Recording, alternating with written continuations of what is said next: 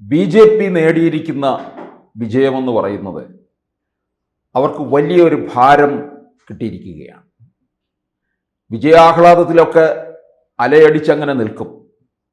പക്ഷേ ജനങ്ങൾ ഏൽപ്പിച്ചിരിക്കുന്ന ചില കൃത്യങ്ങൾ ഉണ്ട്. അത് തിരികെ കൊടുക്കണം എന്നുള്ളതാണ്. ഇതിങ്ങനെ പറയാൻ കാരണം 2016 BJPക്ക് കേരള നിയമസഭയിൽ ഒരു സീറ്റ് കിട്ടിയതാണ്. 2021 വന്നപ്പോൾ അത് പുതുതായിട്ട് ഒരു സീറ്റ് കൂട്ടാനോ നിലവിലുണ്ടായിരുന്ന ആ മണ്ഡലം നിലനിർത്താനോ BJPക്ക് കഴിഞ്ഞില്ല എന്നുള്ളതാണ്. പലരും പറഞ്ഞത് ഒ രാജഗോപാൽ 2016 നേടിയ വിജയം എന്ന് പറയുന്നത് അദ്ദേഹത്തിന് തിരുവനന്തപുരത്ത് വ്യക്തിപരമായി കിട്ടിയ വോട്ടാണ്. കാരണം പലവട്ടം അദ്ദേഹം പാർലമെന്റിലേക്ക് മത്സരിച്ചു, തോൽവിയുണ്ടായി, വിജയിക്കുന്ന ഒരു ഘട്ടത്തോളം എത്തി. അദ്ദേഹം ഒന്ന് വിജയിച്ച് കാണണം എന്നുള്ളൊരാഗ്രഹം ഉണ്ടായിരുന്നു. അതുകൊണ്ടാണ് നേമത്ത് നിന്ന് വിജയിച്ചത്. അപ്പോൾ ചോദിക്കാൻ 2024 ലോക്സഭയിൽ തൃശ്ശൂരിൽ നിന്ന് സുരേഷ് ഗോപി നേടിയ വിജയം, അത് ചിലർ പറയും സുരേഷ് ഗോപി സിനിമാക്കാരനാണ്, താരപരിവേഷം ഉള്ളത് കൊണ്ടാണ് എന്നൊക്കെ. പക്ഷെ അത് നമ്മൾ ഇപ്പോൾ ഈ തദ്ദേശ ഫലവുമായിട്ട് നോക്കണം. അവിടെ ഉണ്ടായിരുന്ന സീറ്റിനകത്ത് വർധനവും ഉണ്ടാക്കി എന്നുള്ളതാണ്. തൃശ്ശൂർ പിടിച്ചെടുക്കണം എന്നുള്ള രീതിയിലാണ് പ്രവർത്തിച്ചത്. അതിനേക്കാൾ മുന്നേ കിട്ടേണ്ട ഇടമായിരുന്നു തലസ്ഥാനം. ഇപ്പൊ പാർലമെന്റിലും അത് തന്നെയായിരുന്നു. തൃശ്ശൂരിനേക്കാൾ മുന്നേ കിട്ടേണ്ടതായിരുന്നു തിരുവനന്തപുരം. സുരേഷ് ഗോപിയുടെ ഒരു പ്രത്യേക മേൽനോട്ടവും കേന്ദ്ര പരിഗണനയും തൃശ്ശൂരിന് ലഭിച്ചു എന്നുള്ളതാണ്. തിരുവനന്തപുരത്തിനെ സംബന്ധിച്ചിടത്തോളം തിരുവനന്തപുരത്ത് നമ്മൾ പതിറ്റാണ്ടുകളായിട്ട് CPMന്റെ ഭരണത്തിലിരിക്കുന്ന മേയർമാരെയാണ് കണ്ടിട്ടുള്ളത്. അതിൽ ആര്യ രാജേന്ദ്രൻ ഉണ്ടാക്കി വെച്ചിട്ടുള്ള തിരുവനന്തപുരത്തിൻ്റെ വളരെ മോശമായിട്ടുള്ള ഒരു ചിത്രമാണ്.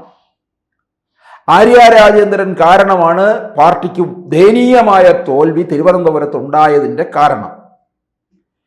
അതിനോടൊപ്പം തന്നെ ഭരണവിരുദ്ധ വികാരവുമുണ്ട് സംസ്ഥാനത്തെ.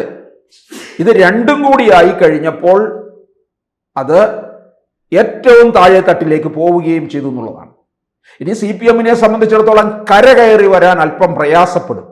മുൻകാലങ്ങളിലൊക്കെയാണെന്നുണ്ടെങ്കിൽ നമ്മൾ പറയും UDF അധികാരത്തിൽ വന്നു, പിന്നെ 5 കൊല്ലം കഴിയുമ്പോൾ LDF ആയിരിക്കും. LDF ആണ്, ഇത്തരത്തിലാണ് പോയിക്കൊണ്ടിരുന്നത്. പക്ഷെ ആ കാലത്തിനൊക്കെ വിരാമം ഇട്ടിരിക്കുകയാണ്. കാരണം BJP ഒരു വ്യക്തമായ സ്പേസ് നേടിയെടുത്തു കഴിഞ്ഞപ്പോൾ ഇവിടെ അതിന് കാരണം തിരുവനന്തപുരത്തിൻ്റെതായ വികസനം ഇനിയും പല കാര്യങ്ങളിലും വരാനുണ്ട്. രാജീവ് ചന്ദ്രശേഖർ 24 ഇവിടെ മത്സരിക്കുമ്പോൾ തന്നെ പല കാര്യങ്ങളും പറഞ്ഞതാണ്. ഈ ശശി തരൂര് 2009 മുതൽ ഇവിടെ മത്സരിക്കുകയാണ്. ഒരു കാക്കാശിന് തിരുവനന്തപുരത്തിന് പ്രയോജനം ഉണ്ടായിട്ടില്ല എന്നുള്ളത് വേറൊരു കാര്യമാണ്. ഒരു എടുപ്പുകുതിര പോലെ വന്നു പോകും. അദ്ദേഹം വിശ്വപൗരനാണ്, ഡൽഹി നായരാണ്, എഴുത്തുകാരനാണ്, പ്രഭാഷകനാണ്. പക്ഷെ തിരുവനന്തപുരം നിവാസികൾക്ക് എന്ത് പ്രയോജനം? തിരുവനന്തപുരത്തിൻ്റെ വികസനം നേടുന്നില്ലല്ലോ. അതാണ് ചോദിക്കുന്നത്. ഒരു MPയോ MLAയോ അല്ലെങ്കിൽ ഒരു പഞ്ചായത്ത് പ്രസിഡന്റോ മേയറോ ഒക്കെ ഉണ്ടെന്ന് പറഞ്ഞു കഴിഞ്ഞാൽ അതിൻ്റെതായ ഗുണം ആ പ്രദേശത്തിന് കിട്ടണം. കോൺഗ്രസിൽ നിന്ന് ഒരു ഗുണവും തിരുവനന്തപുരത്തിന് കിട്ടിയിട്ടില്ല. ഞാനിത് പറഞ്ഞു വന്നതിൻ്റെ കാരണം തിരുവനന്തപുരം BJPയുടെ കൈകളിലേക്ക് പോകുമ്പോൾ ഇതിനു മുമ്പുള്ള ചില ചരിത്രം കൂടി അറിയണം. തിരുവനന്തപുരത്ത് നിന്ന് ജയിച്ചു പോയിട്ടുള്ള MPമാരെല്ലാം തന്നെ വരുത്തരായിരുന്നു. ശശി തരൂര് വരെ, പന്നിയൻ രവീന്ദ്രൻ, PK വാസുദേവൻ നായർ, MN ഗോവിന്ദൻ നായർ, കരുണാകരൻ, ഇങ്ങനെ പോകുന്നു. പിന്നെ ഉണ്ടായിരുന്നെന്ന് പറഞ്ഞാൽ നീലലോഹിതദാസൻ നാടാരും ചാൾസ് MPയും ശക്തനല്ല ഇദ്ദേഹം നീലലോഹിതദാസൻ നാടാരും ചാൾസ് ശിവകുമാറുമാണ് ഉണ്ടായിരുന്നത്.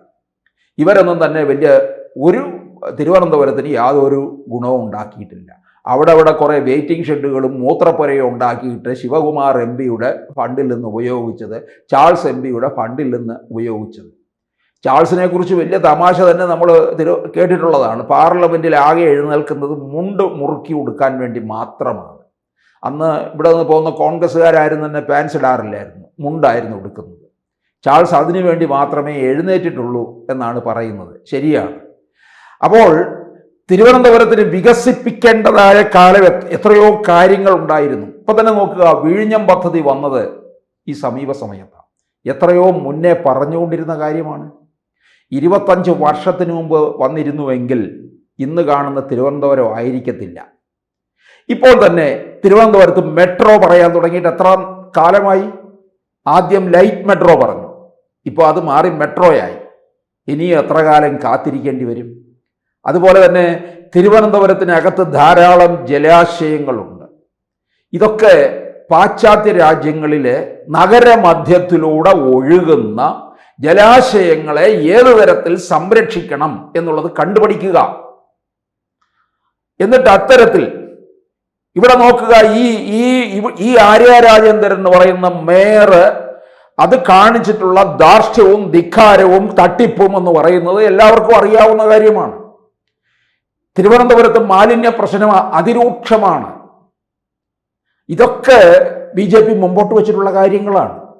രാജീവ് ചന്ദ്രശേഖർ മത്സരിക്കാൻ വന്നപ്പോൾ പറഞ്ഞു, ഞാൻ തിരുവനന്തപുരത്തിനെ വലിയ ഒരു ഇന്ത്യയിലെ 3 പ്രധാനപ്പെട്ട നഗരങ്ങളോടൊപ്പം എത്തിക്കും. എത്തേണ്ട കാലം കഴിഞ്ഞു. ടൂറിസത്തിന്റെ രീതിയിൽ തിരുവനന്തപുരത്തിന് ഉയരാം. ഒരു രാജകീയ പ്രൗഢി തിരുവനന്തപുരത്തിനുണ്ട്. അതുപോലെ തന്നെ ഒരു തീർത്ഥാടന കേന്ദ്രം, പത്മനാഭസ്വാമി ക്ഷേത്രം, അതുപോലെ തന്നെ ആറ്റുകാൽ ക്ഷേത്രം, ഇങ്ങനെയൊക്കെയുള്ള ലോക ടൂറിസം ഭൂപടത്തിൽ അടയാളപ്പെടുത്തിയിട്ടുള്ളതാണ് കോവളം. ഇതുപയോഗിച്ചുകൊണ്ട് തന്നെ തിരുവനന്തപുരത്തിന് കയറി വരാം. വിഴിഞ്ഞം പദ്ധതി ഇതിനോട് ചേർന്ന് കിടക്കുകയാണ്. തമിഴ്നാട്ടിലാണെങ്കിലും കന്യാകുമാരി. ഇങ്ങനെ തിരുവനന്തപുരം ഏറ്റവും വലിയ IT ഹബ്ബാക്കി മാറ്റിയെടുക്കാൻ കഴിയും. ആദ്യകാലത്ത് വന്ന IT കേന്ദ്രമാണ് തിരുവനന്തപുരത്തുള്ളത്. പക്ഷെ കാലാകാലങ്ങളിൽ അതിനകത്ത് വേറെ മാറ്റമൊന്നും ഉണ്ടായിട്ടില്ല എന്നുള്ളതാണ്.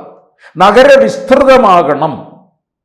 ഇതൊക്കെ BJPക്ക് ചെയ്യേണ്ട കാര്യങ്ങളാണ്. അതുകൊണ്ട് തന്നെയാണ് രാജീവ് ചന്ദ്രശേഖർ പറഞ്ഞത്, പ്രകടന പത്രിക മറ്റുള്ളവർ പുറത്തിറക്കിയപ്പോൾ പറഞ്ഞത്, BJP തിരുവനന്തപുരത്ത് അധികാരത്തിൽ വന്നു കഴിഞ്ഞാൽ അത് പ്രധാനമന്ത്രി തന്നെ ഈ 45 ദിവസത്തിനുള്ളിൽ തിരുവനന്തപുരത്തിൻ്റെ ഒരു വികസന രേഖ പ്രഖ്യാപിക്കും. നല്ലതാണ്. അത് അങ്ങനെ ഒരു പ്രഖ്യാപനത്തിന് വേണ്ടി തിരുവനന്തപുരം നിവാസികൾ കാത്തിരിക്കുകയാണ്. കാരണം തിരുവനന്തപുരം മുന്നോട്ട് കൊണ്ടുപോകണം എന്ന് ആഗ്രഹിക്കുന്നവരുണ്ട്. CPMനെ സംബന്ധിച്ചിടത്തോളം അത്തരത്തിലൊന്നും ഉണ്ടായിട്ടില്ല. നമ്മൾ മറ്റുള്ള പ്രദേശങ്ങളിലെ MLAമാരുടെ നാട്ടിൽ ചെന്ന് നോക്കണം. അവിടെ ഉണ്ടായിട്ടുള്ള മുന്നേറ്റവും തിരുവനന്തപുരത്തിൻ്റെ കിടപ്പും. തിരുവനന്തപുരം പഴയ രീതിയിൽ തന്നെയാണ്. അതിനെ BJPയുടെ കൈകളിലൂടെ മാറ്റിയെടുത്താൽ നന്നായിരിക്കും. കൂടുതൽ വാർത്തകളും വിശേഷങ്ങളും നിങ്ങളിലേക്ക് എത്താൻ ABC മലയാളം സബ്സ്ക്രൈബ് ചെയ്യുക, ബെൽ ബട്ടണും അമർത്തുക.